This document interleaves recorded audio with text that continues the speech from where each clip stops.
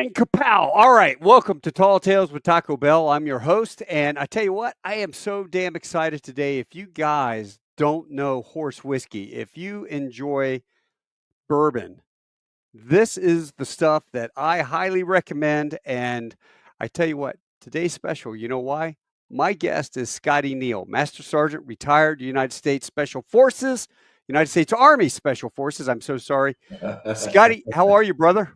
Another happy day in paradise. Well, welcome. It's been a long time since we've seen each other.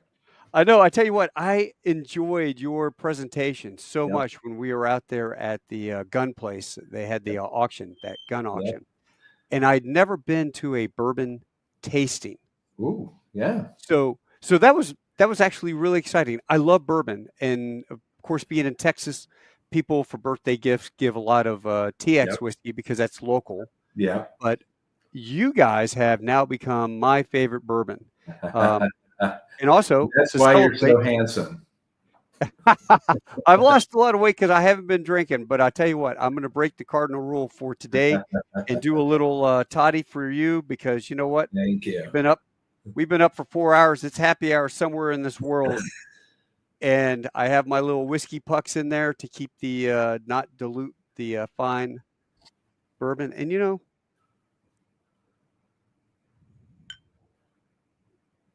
I tell you that is so smooth. As I told you during the Whiskey and War Stories we did at Rock Island, no good story ever started over a salad, right? So if we're going to Right. sit here and have conversations, we got to have a little bit of whiskey. It gets the memories going. It gets the testosterone elevated at times. And yeah, I love a good bourbon. Well, I'm being good. You know, normally it's two fingers, but you know, I'm doing all right. So Responsibly. I'll be sipping on it. So explain to everybody. Everybody could Google you and find out about the horse soldiers. Of course, they did the movie 12 Strong. Yeah. But what I'm really interested in is your entrepreneurial background and how you guys even decided to make bourbon. Exactly. Well, there's two sides to our story. There's the horse soldier side, right? And yes, there are plenty of books and movies and statues, everything to talk about those early days of 9/11. But I think you saw when we did our kind of conversation that night, people become fascinated about the journey. And I call it the American journey because as friends, we served our country very quietly. Nobody really knew about the things we had done until it was taken over, by Hollywood and everything else many years past it. But we all wanted to live the American dream we'd been pursuing. And people ask, well, what does that mean? And if you think about the idea of America, life, liberty, and the pursuit of happiness, right? We lived our life to the fullest and we served it honorably. We protected the liberties that are fundamental to America and what I believe why we were attacked in the first place. And then finally, why can't we come home and pursue happiness? And for us, it's being together, being enterprising, surrounding ourselves with friends and family. And, there is a reason why we defended something and we just wanted to pursue it. So that began us not knowing that then makes your curiosity peak. And then you overlay all of this military training and a lifetime you spent, you now realize you had the tools from your service to grow a great business. So that began American Freedom Distillery, which makes Horse Soldier Bourbon. Nice. Yeah. And you know what? And back up, you guys had made a buddy with one of the SBS guys that was on a team with you. And when I was curious about, was it a not a form of release PTS or to find something else to do? Did you guys pursue? That's a tough question. Did you guys pursue the adventure of making this as a form of coping with anything or helping with it or the bonding, or you already had all of that? Remember, the journey is not about the pill as much as, and not even about the end destination. It's about going along the path, right? So you talk to anybody in service, Some that only spent a few years, they just talk about basic training. Some, that maybe got out after 10 years. Everybody talks about their journey a little differently. When we started this, some of us had already retired. We were doing other government services. Some were still in. So now you're trying to struggle to maintain those close bonds of brotherhood. Right. Number one. Still think that you're involved into the fight because your buddy's involved into the fight, right? So how can I help? What do you got? What's going on? Are these the same problems we had last year? So you're always in the mush of transition, even though you're individually going out for your cohort, your group of friends, especially in special forces, you're never too far from the problem. Somebody's in it, and somebody still in command, or like ourselves, some of our kids are involved in the fight now.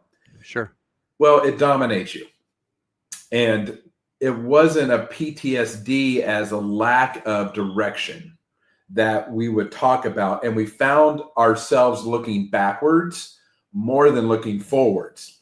So there came this kind of event where I had worked for the Green Beret Foundations, actually in Texas and San Antonio. And we had discussed why were Green Berets turning back to the government and government contracting, yet they're specifically selected to be expeditionary entrepreneurs, to be on the battlefield in remote conditions, little resources. So if I was to take a profile on one side and overlay it like many businesses have on what is a model of an entrepreneur, it's that. And what would it take to get a generation to fight in the economy? Now, do you remember Rambo 1, right?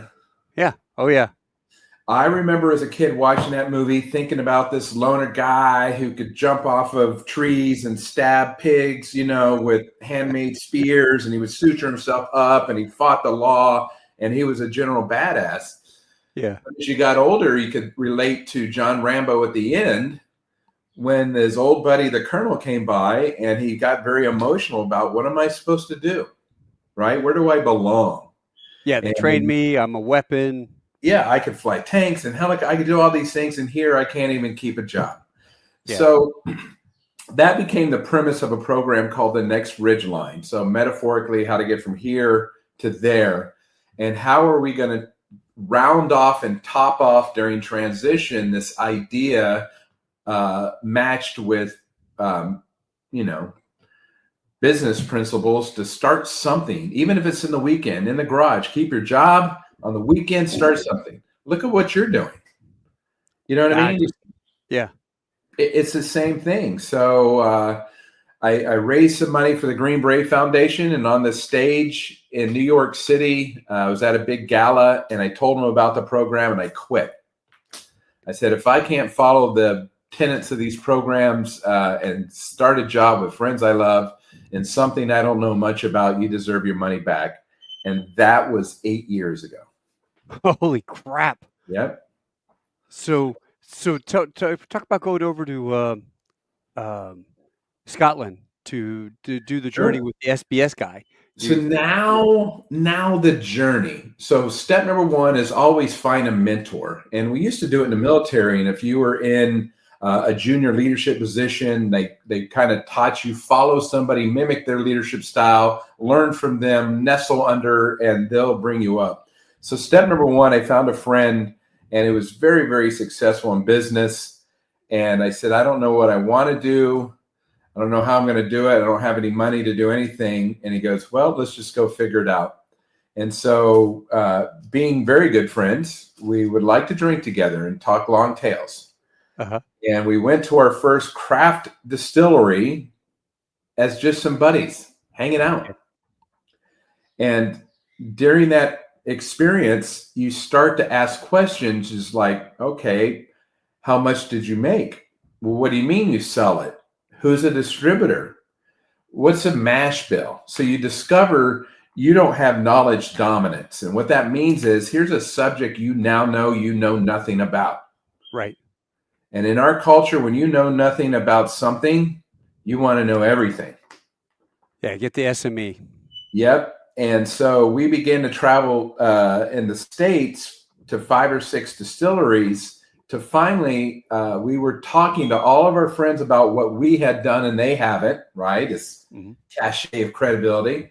And that's when Mark said, hey, I have a friend from the Special Boat Squadron. He opened up a new distillery in Scotland. Should I call him? Maybe he can answer our questions. And when we did, he said, why don't you just come over here? I'll put you to work. No way. So we went away, right, to another country, and we traveled. We went to Whiskey University in Scotland. We went up the Speyside River, visited all the normal tourism distilleries until one day we got to Wolfburn in northern Thurso, the northernmost city you can get up there, and we began to get dirty, right? And dirty. You twist knobs, you look at valves, you look at meters, you're talking about the grains. You know what I mean? You get into beyond the Google-ness of Scotch and into the practical application. Explain what is the difference between bourbon and whiskey? So just like armed forces and the same thing in special operation, whiskey is an umbrella, and underneath that is certain characteristics and categories. Underneath whiskey is Scotch, which can by law only be made in Scotland. Now you could have a single malted barley like they make in Japan, but that's just whiskey.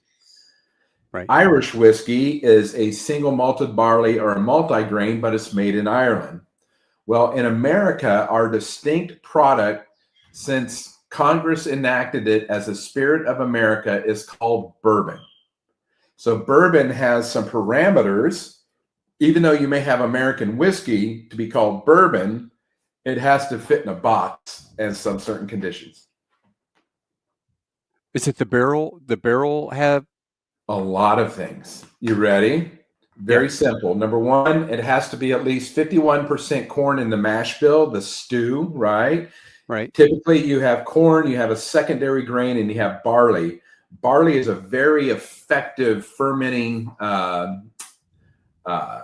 Without getting too complicated, it ferments very quickly, and then the other grains catch on, and you optimize it. So there's usually a rye or a wheated as a secondary grain. Next, it can't be distilled higher than 165 proof, where vodka can go to 192. What happens between 165 and 192, everything's distilled out. There is no taste, there is no odor, there's no flavor. Everything that makes whiskey, right, is gone by that high proof. So they stop it at 165, but once they put it in a barrel, you can put it up to 125 to 120. So you can't put it at 130, 128, 127. You can put it at 125, and then Father Time takes over. So also you hear about the charring on the inside. Basically, there's toasting and the charring. That helps as the liquid expands and contracts based on climate and temperature in and out of the fibers of the natural white oak wood. Then the charcoal effects further strips away esters and conigers and all of these scientific terms, which I still can't pronounce. But old timers, they didn't know these things. They just know that if you made it like this and you did this and you put it in that, and you waited some time, it would turn delicious and brown, and it would mellow out, and it would be different than new make moonshine. So you guys were kind of the Breaking Bad of moonshine, or not moonshine, but oh, once you understand the art and the science, now you have to make it. The fun part about being at the beginning is why we made what we made. And we've got two distinct products, and let me see your bottle. Put up that bottle real quick. That right there is our barrel strength, which is a secondary grain is wheat. We decided to make a rye bourbon and a wheated bourbon. Rye bourbon, if you think about Woodsford and Eagle Rare and Bullet, bartenders love to use rye bourbon and whiskey in mixed drinks. Why? Because that feistiness of rye, just like rye bread, comes out of that drink. Whereas wheat, if you think about Pappy or Weller or LaRue, It's very soft and subtle, like wheat bread. It's a great sipper. So how do you decide what to make? Well, what if half of you like one and half of you like the other? Yeah. You might as well make both. So this one is 60% alcohol. This one is 47.5. Look on the other side of the little label. What does it say? So it's 60% on one side. What does the other side of the label say? 47.5, 95 proof. Yep. So those two you have as wheated. One's a small batch at 95 proof. Uh-huh.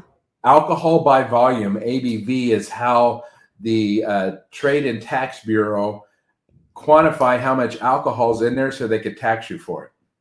Americans are mostly just used to proof. Now, do you know where the term proof comes from? No.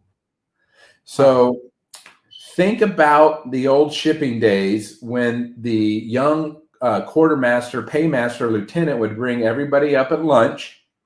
They would pour a grog. Right. The enlisted would say, prove it to me that it's not watered down. So if you could put it on there, put some gunpowder and it would light on fire, it was proof that it was not watered down. Oh, okay.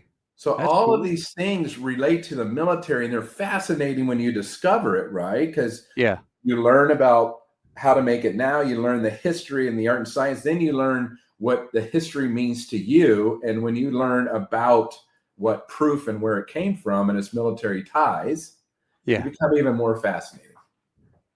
Well, I'm just blown away. The mold for the bottles, Yes. You were talking about the spouses helped with the design.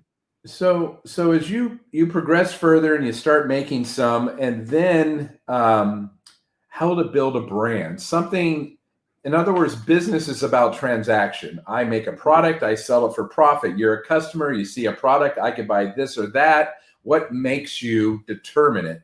So the wives would spend a lot of time talking to themselves, and also Elizabeth, John's wife, she spent a lot of time in the perfume industry. Oh. So she knew the science of brand building and packaging. And her thesis was she wanted bar jewelry, something that would look beautiful on your bar. Yeah. So she would listen to our stories, and on that bottle are 12 hidden features that she designed and some of the wives designed in partnership, right? That we didn't even think about or know about until she did it. One of the main things we did was, if you have a piece of glass, if you ever seen glass being blown, it's just a big hot molten blob. Right.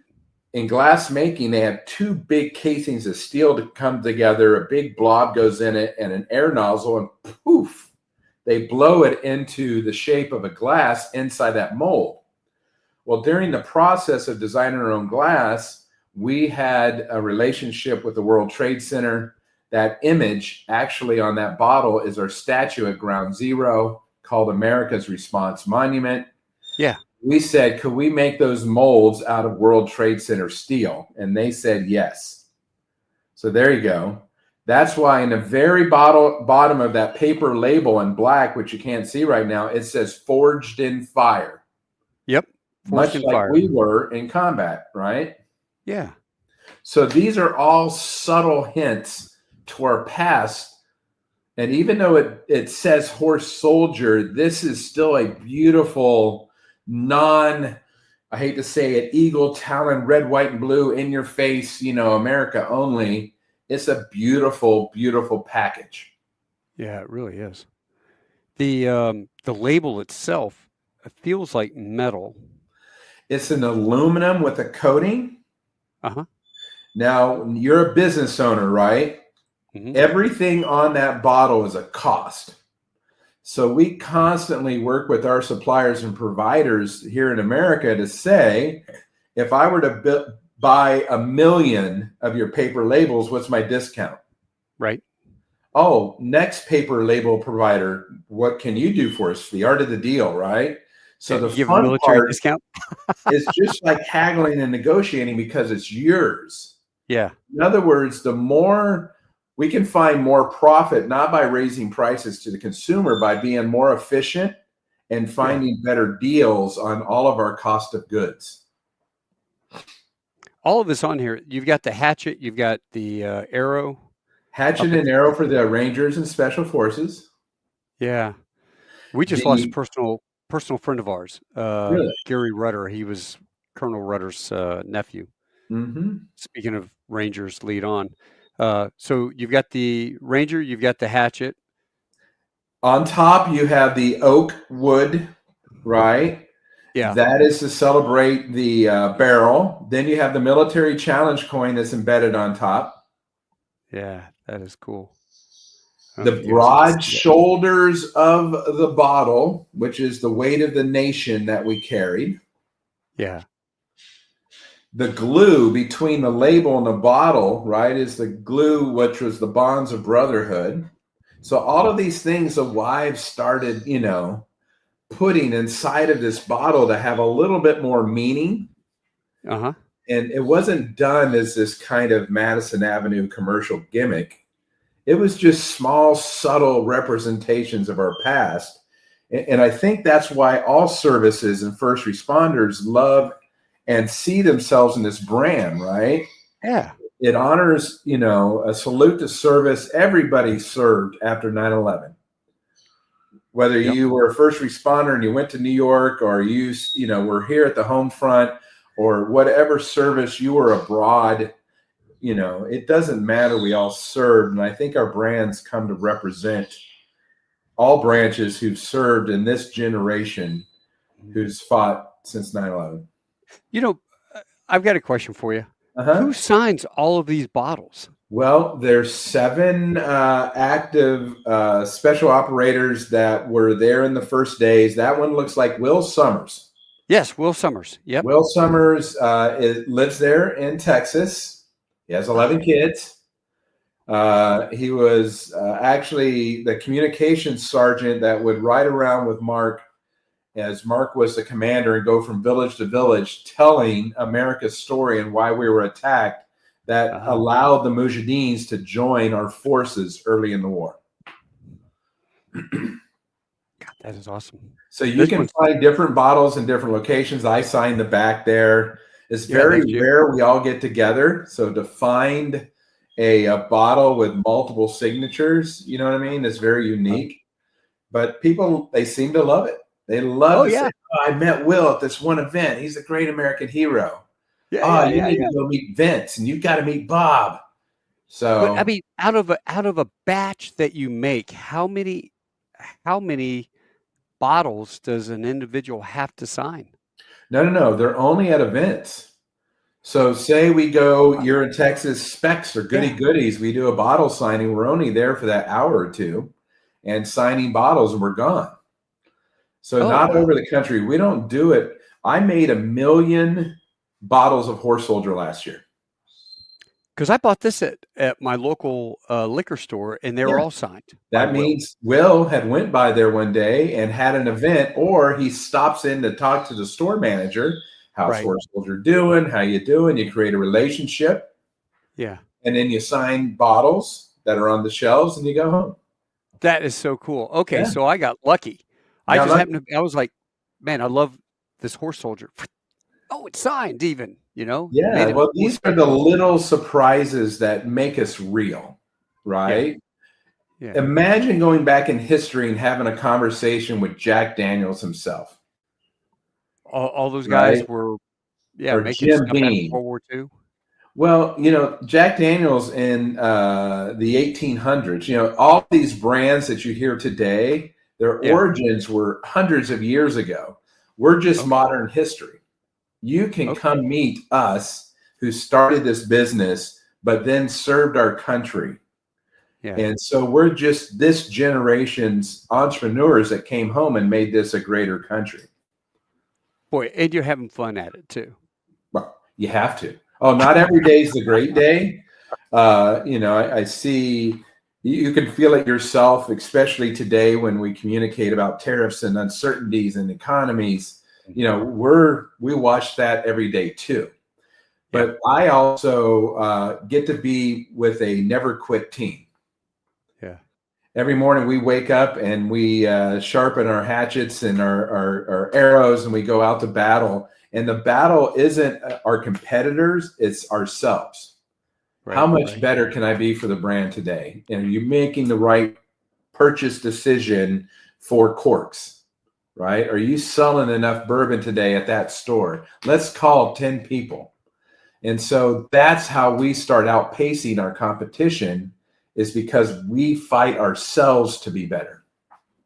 Yeah, well, I can tell every single person out there, the 3,000 on YouTube and the 2,000 on Facebook when this airs, if you want to do a solid, grab any of these bottles, right, and take them back. Your vet will absolutely love it, and your bourbon whiskey guy will just be happy as a pig in mud.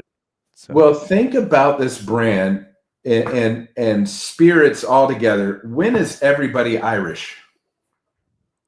St. Patrick's Day. Everybody drinks some Irish whiskey. They're Irish all day.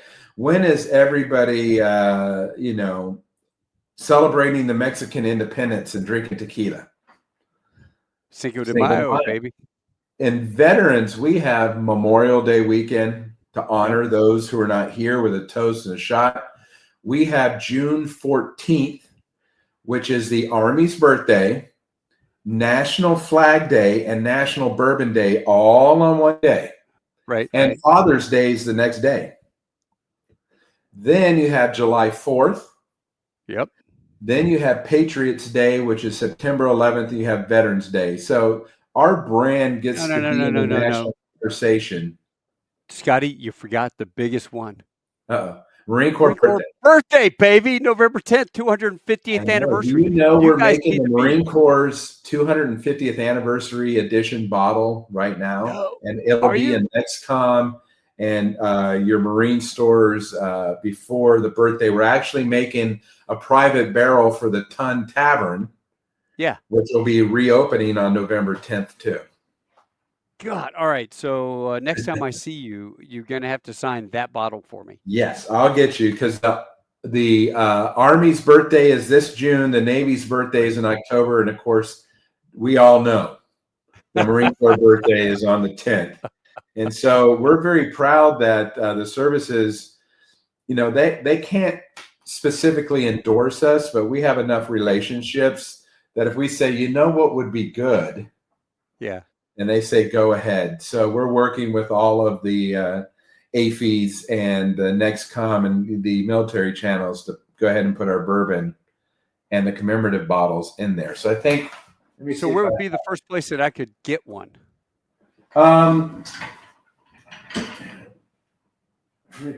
If you have access to, any of your Navy bases, see, this was the D-Day anniversary bottle. Right. Mm-hmm. Now, this is signed by all the guys. Wow. That's so cool. So we do special commemoratives. So the Army, which just came out, and I wish I had a bottle in here. If only I was that good. But it's going to be the same for the Navy. It'll have great colors. It'll be a 10th year, 10-year-old bourbon, some of the first ever made from us. It's be really good. So as a brand, we get to tell two sides of the story. One, we love our service, but now we're in the American economy. Just like our grandparents and parents who came back in World War II, it's time for you to serve again. Right. The country needs you to be a great businessman and woman, hire veterans, all of that. Yeah. Next is all American. You know how hard it is to source everything in America these days? Oh, God, yeah. And we found this out because it would have been easier and only cost us half as much if we would have bought things in other countries like glass, like the topper, like, the labels, everything would have saved us a lot of money, but we decided we wanted to be all American, and that's the ground we stood. Oh, dude, that is so awesome. Well, I'll show you. show you this. This is Ah, the gift as the Marine Corps guest of honor for the Granbury Marine Corps Junior ROTC. Um, you know, the pride of everything that I've ever received. I know you get a lot of gifts and stuff. yep. So you know what I'm talking about here when you see this. Well, they're And I go, special to you, right? Somebody took the they're so time to special. make a gift for you. And this is the inside. A Look at fitted that beautiful display. fitted Are deal. there And I won't even glasses I behind can't that? no, it's wood. So Ah, it's laser cut etched wood. He's got the emblem up in there and it fits this bottle only. And I am not even going to open that bottle. So if there's a Marine Corps Junior ROTC unit that you need to sponsor, it's these guys who are giving out your horse soldier well, whiskey sometimes as gift.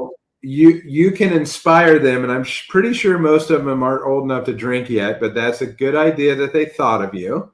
The CO is a good man. Yes. What you're seeing now is as you've retired, I've retired, I've built a business. When's the third chapter in your life? And you become a model for those behind you, right? Yeah, yeah. So don't forget about ROTCs and Boy Scouts and Girl Scouts and Explorers and Cub Scouts. We Super need Bowl. to be positive voices for them because they will be the next generation. If you think about it statistically, Mhm. it's almost time for an event. So all the rally cries from December 7th, 1944 to Remember the Maine in the Spanish-American War, right, to Gettysburg, to Remember the Alamo, this country has formed itself. And with all of our warts and our flaws, sometimes we have this event happen to us that brings us back together. And Yeah. we need the next generation to be ready for this country. And so that junior ROTC, and I like all the attention to detail, right, that went into that makes you proud of them. Hold on a second. You guys are opening up a new building in Stockyards, aren't you? Well, we are. We are. It's a long way off. We bought an old building that used to be a horse hotel back when the cowboys would bring the cattle in and Yeah. they would put up their horses for the night before they went into the stockyard. And Right. it'll be about a year and a half from now. Okay. We'll see. All right. Well, when you guys open that, would you? I know the CEO. I'll call him up. We'll get a color Sure. detail from the junior ROTC there. I would Young love Marine. to do that because one of the things we'll have is a big old flag that says Yeah. America Sweet. right And there in I've the got center. I got a couple Hummers for you too. I got some GMVs that we bought. And we're gonna fix those up. We're just getting the turrets built. I've got Yep. a semi-auto 50 cal that goes up in the turret. We'll have we'll have those. You can put your branding all down the sides. I Drive love those it. things up and down stockyards through Fort Worth. You know, I just love it. hey, hire us, man. We'll take care of you, brother. Well, I'm in the party business. So our main Have fun. focus in the next year and a half, all the services anniversary are this year, the country's anniversary is next year. Yeah. We're opening our large 7 million gallon facility in Somerset, Kentucky. Pardon me. On the 4th of July, 2026. Okay. I tell everybody we are going to have the largest small town celebration in America, bar none. And I say it jokingly, tongue in cheek, because I want everybody in America to have the biggest small town American 4th of July celebration as well. Mm-hmm. Back to when you and I grew up, there was Jeeps, there was the marching band, there was the local Boy Scout troop or ROTC troop with the flags walking down the road. You brought your grandkids, you showed them how to salute, how to be respectful. I would love to see this country come together on the 250th anniversary. Boy, wouldn't that be awesome? It will be awesome. Yeah. Yeah. I tell you, we do a local parade through a neighborhood not too far from here. Yep. They've been doing it for 35 years. And, you'll have your Corvettes and you'll have your boats on trailers, and all of them are decked out, and people have candy, and they've got beads from New Orleans, Yeah. that they toss, Mardi Gras beads. Um, it's the streets are lined with families and kids, and everybody's waving and having a good time. We put we usually stage about maybe 6 or 7 military vehicles within the parade. We have a lot of fun, and of course the Veterans Day Parade downtown Fort Worth and Yeah. Arlington. Um, I love that kind of stuff because we Those need are to the get that back. simple community things, right? That you can unplug from the world's social media that's screaming at you every minute for your attention, and just meet new people beside you. Introduce young people on how to socialize physically, Yeah, right? And why am I watching this Jeep go by, Dad? You get to explain. And you get to put your story inside of that parade as well. yeah. Well, Mhm. hey, son, there's a Hummer that I took Yeah, down in Kandahar, and yeah, that's the same type Hummer that I was driving. Only we had a Mark 19. What's a Mark 19? Well, that's a grenade launcher, and blah yeah. blah blah. And they had the 249s on the sides, or they had the 240s. So whatever they could make up. Yeah, I carried an M4. Well, So it's a way to share, because you know what I mean. You hear all these things about PTSD and somebody getting in their head trying to recount their past a little too much, and the families don't know how to share that, right, or understand that.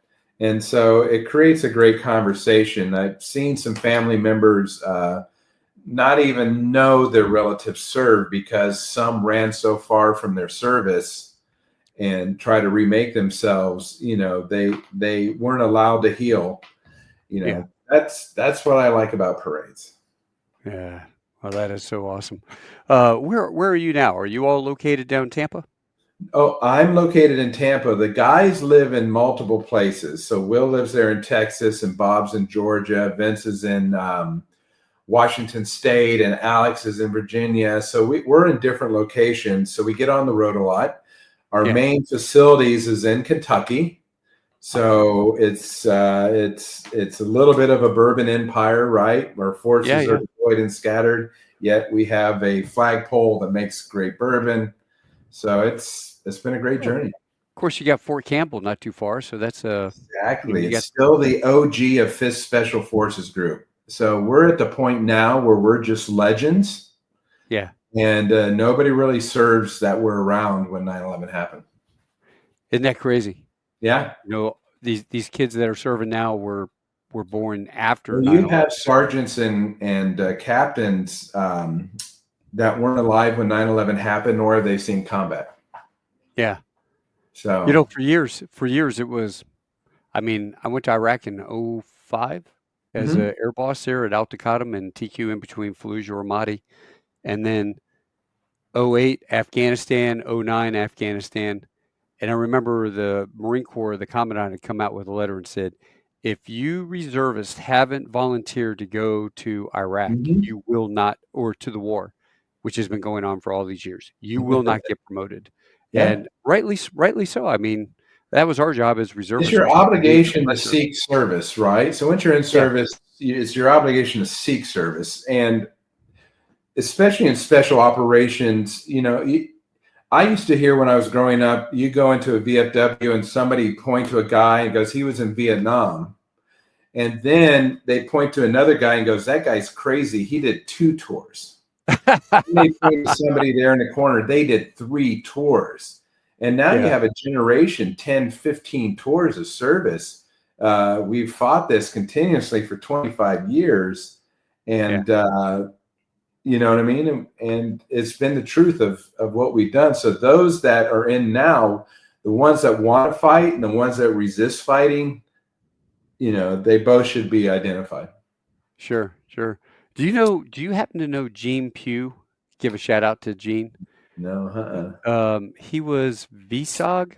Was it VSOG in Vietnam? Yeah, Mac v. Sog. Mac VSOG.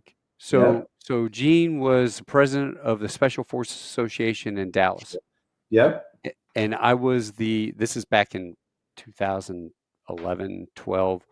I was the chairman of the Dallas Military Ball. We had 3,000 people there. assistant commandant of the Marine Corps, all this big Yeah. stuff. And so that night when I got done, it was like 1,000 pounds off my shoulders.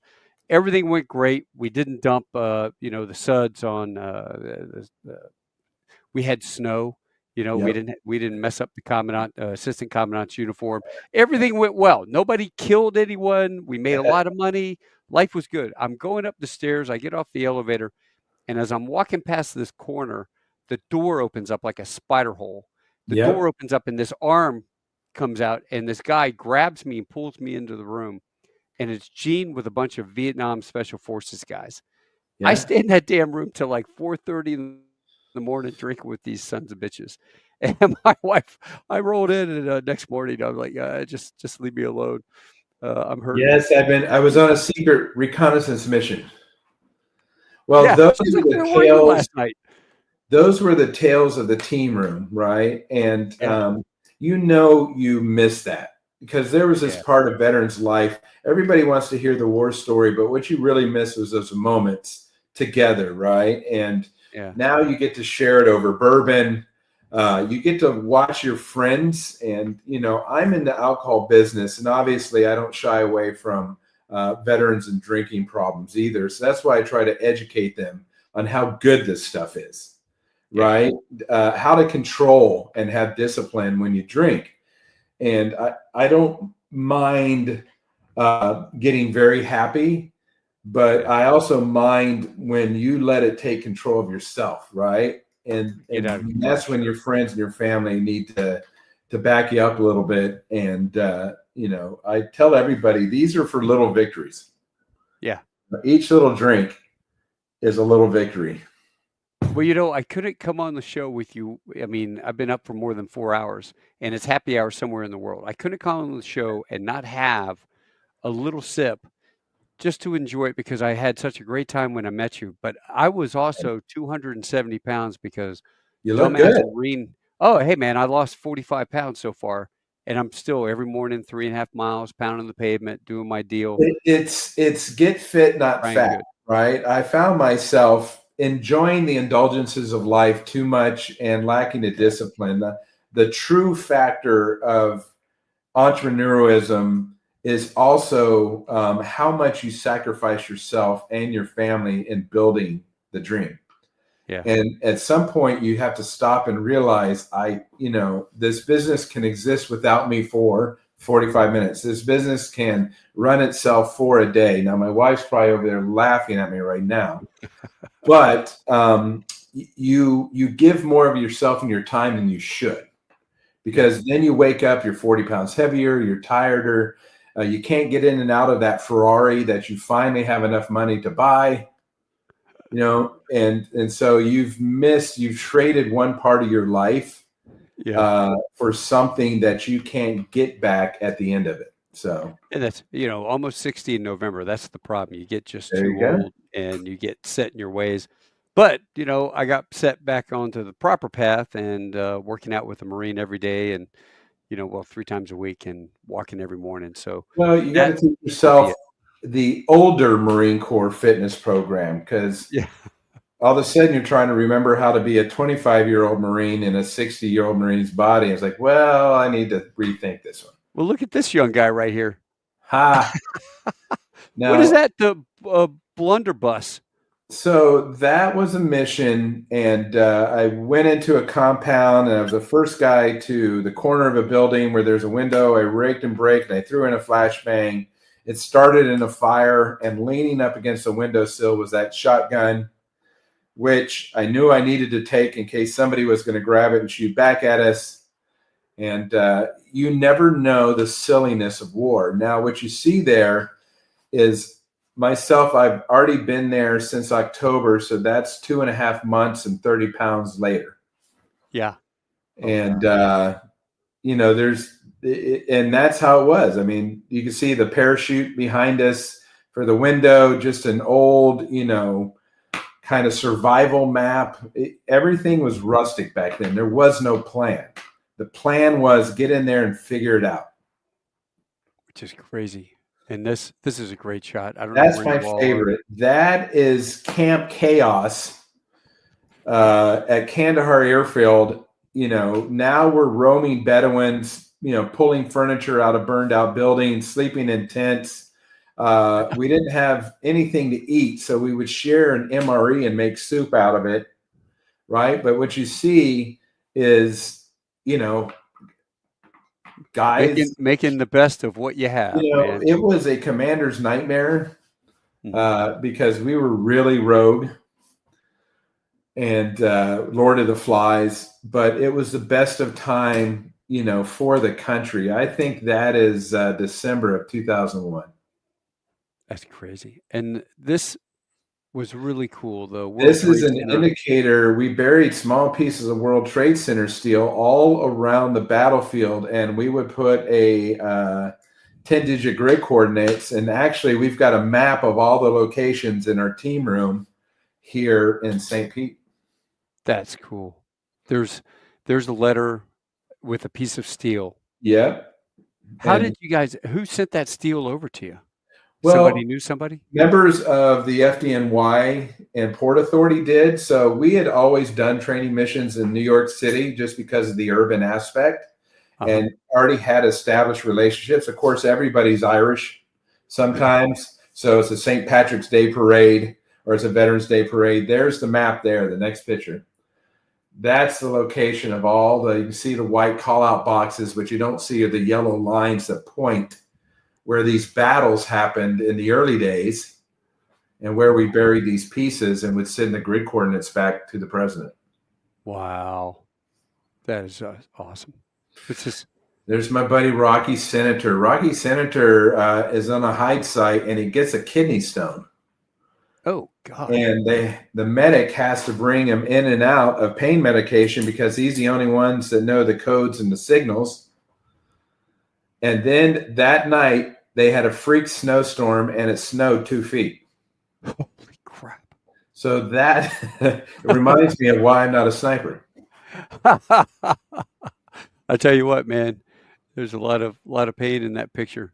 That's our special forces company that came back together as we started pursuing Al-Qaeda towards January, February, when they started dispersing around the battlefield. So we became a larger force that would begin to pursue senior leadership. Look at those young heroes. Oh, yeah. And that's what it looked like. You would sign your names and you would put it in the ground and say, America sends its regards. Nice. I tell you, I did a interview with Don Parnell. He was a Marine Recon guy, and then he did company stuff. Yep. And he was with one of your ODAs that took the 2,000-pound JDAM. Yeah. That was ODA 574.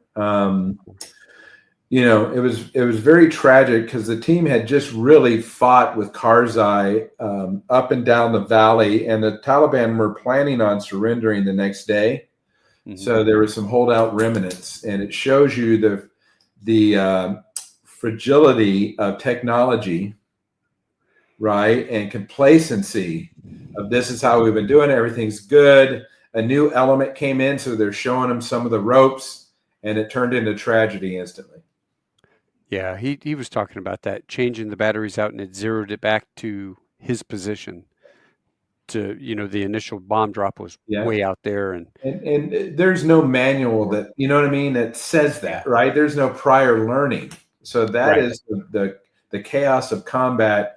Then Camp Rhino was there with the Marine Corps, and they tried to get some medevac, but they didn't know if was this an enemy attack. There's just so many uncertainties that unfolded that now is kind of a lesson in joint interagency, coalition, partnered combat. Yeah, we haven't done that in a long, long time, and it reestablished some ways of doing business together that have benefited troops since then. Your incident, I mean, that incident was the epitome of getting through the Swiss cheese, the round holes. And if you made it all the way through that Swiss cheese, you get to the other end. Yeah. And lessons learned. So unfortunately, that's why on close air support, I always get the commander and the TAC Ps, and I said, remember, dumb bombs, smart people. Right? Yeah. So let's make sure we're accurate in all the process and procedure, because it's a dumb bomb and it needs to be, led by smart people. Let me ask you this. What do you think about down south war on terrorism with cartel? You think It's been going on. I was part of those endeavors in the 80s and 90s. It shows you how generational these real wicked problems will take. We're not done with terrorism. We won't be done with terrorism. We're not done with counter-narcism. Anything that has a human network involved in it, it's that. Unless we want to do traditional total warfare where we eviscerate, an entire subcontinent of something, you know what I mean, and totally eradicate, we're always going to find ourselves back in understanding smuggling lines, criminal network, criminal financing, all of these things. And it doesn't matter how much technology you overlay it, it's still humans. Yeah. The humans are the most cleverest, deceptive, you know what I mean, problem-solving entities that AI and technology will never, ever understand. Humans understand humans. And that's where services need to also create. If you remember in the 80s and 90s, we did a lot more joint or stops with Muse into communities, right? Just to be there, to get to know local people so we could see their culture and understand tribal relationships. We can't get away from that and surrender to technology. That was your specialty. I mean, special forces has always been get in with the community, blend in, teach them, work with them. So by with and through. And it's not pretty, it's not easy, it takes a while, and it doesn't have to cost a lot of money to do it. Yeah. Well, you can see all my spears from different tribes in Africa. Wow. Samburu, the Brunei, I got my little guy, his arm broke off. These are all small things. So when people want to hear about the war of Afghanistan, I was already mid-career. I had already spent the 80s and 90s in South America and in Africa. So like clear and present danger stuff. Yeah. The old Tom Clancy movie. We've been involved in suppressing or starting unconventional warfare in multiple locations, just like your SOC MACV guys. Yeah. You know what I mean? There we go. Yeah. Well, Scotty, I've kept you for 53 minutes. I know you have another engagement. Sir, I cannot thank you enough. Thank you. I look forward to seeing you. I'm actually going to be in Tampa, I think in May for, heard of that little magazine, Soldier of Fortune? Of course. Who hasn't read that?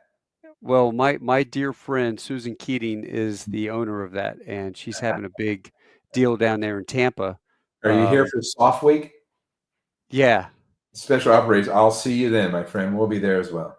Yeah, cool, man. I look forward to it. Well, I'll drop you off, and Scotty, thank you again, brother. And I will see you when you do your opening in Fort Worth, and it'll be a blast.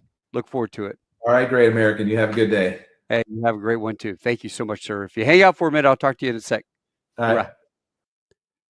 Folks, thank you so much for joining us. I tell you what, as I said, if you have a veteran, if you have a husband, anybody that enjoys fine bourbon, please buy them this. If you happen to be in Fort Worth, I happen to know a store that you could probably find one that's signed. But please, for their Christmas, Father's Day, Marine Corps birthday, grab a bottle of Horse Soldier. Highly recommend it. As you can tell, I've had just a little sipping as we're going through it, and it was a blast. It's the flavor of this stuff is incredible, and it's so smooth. Like, take a sip, and I'm just like, I can't swallow this. I need to just kind of savor it. So that's how good it is. Smooth. You guys have a great one. Until I see you again next time. Adios, hasta luego, auf Wiedersehen. Tschüss, sheshini, au revoir, domarigato gozaimasu, shinde, kudasai, ciao, arrivederci, tashikur, assalamu alaikum, mahala, dovidzenia, das vidanya. You guys take care, and let's see what we can end this with. I'm going to go out with this one. Goodbye.